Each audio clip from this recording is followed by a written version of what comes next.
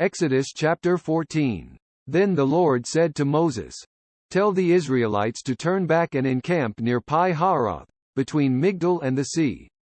They are to encamp by the sea, directly opposite Baal Zephon. Pharaoh will think, the Israelites are wandering around the land in confusion, hemmed in by the desert.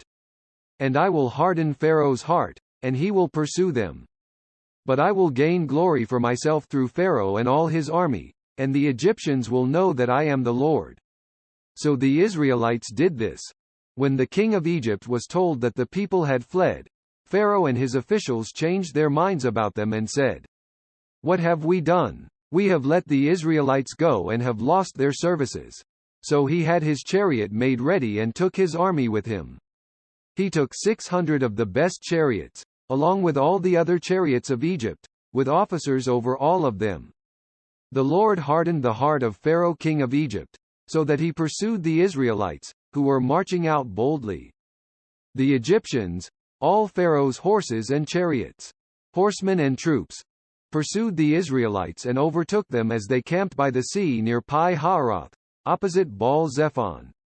As Pharaoh approached, the Israelites looked up, and there were the Egyptians, marching after them. They were terrified and cried out to the Lord. They said to Moses, "Was it because there were no graves in Egypt that you brought us to the desert to die? What have you done to us by bringing us out of Egypt? Didn't we say to you in Egypt, 'Leave us alone, let us serve the Egyptians'? It would have been better for us to serve the Egyptians than to die in the desert." Moses answered the people, "Do not be afraid. Stand firm and you will see the deliverance the Lord will bring you today. The Egyptians you see today you will never see again. The Lord will fight for you, you need only to be still." Then the Lord said to Moses, "Why are you crying out to me? Tell the Israelites to move on. Raise your staff and stretch out your hand over the sea to divide the water so that the Israelites can go through the sea on dry ground.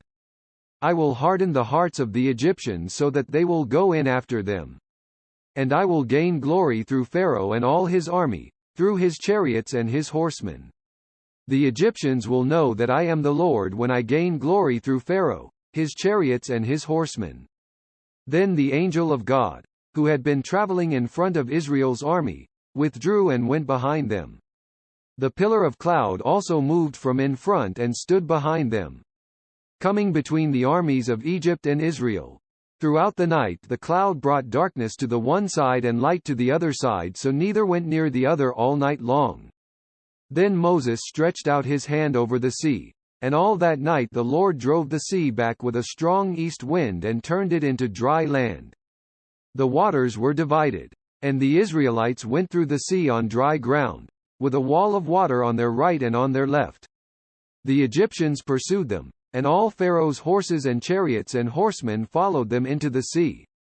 During the last watch of the night the Lord looked down from the pillar of fire and cloud at the Egyptian army and threw it into confusion.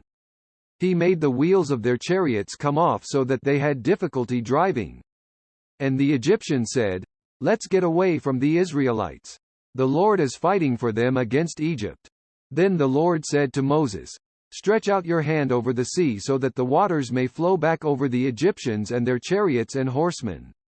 Moses stretched out his hand over the sea, and at daybreak the sea went back to its place. The Egyptians were fleeing toward it, and the Lord swept them into the sea. The water flowed back and covered the chariots and horsemen, the entire army of Pharaoh that had followed the Israelites into the sea. Not one of them survived. But the Israelites went through the sea on dry ground, with a wall of water on their right and on their left. That day the Lord saved Israel from the hands of the Egyptians, and Israel saw the Egyptians lying dead on the shore. And when the Israelites saw the great power the Lord displayed against the Egyptians, the people feared the Lord and put their trust in him and in Moses his servant.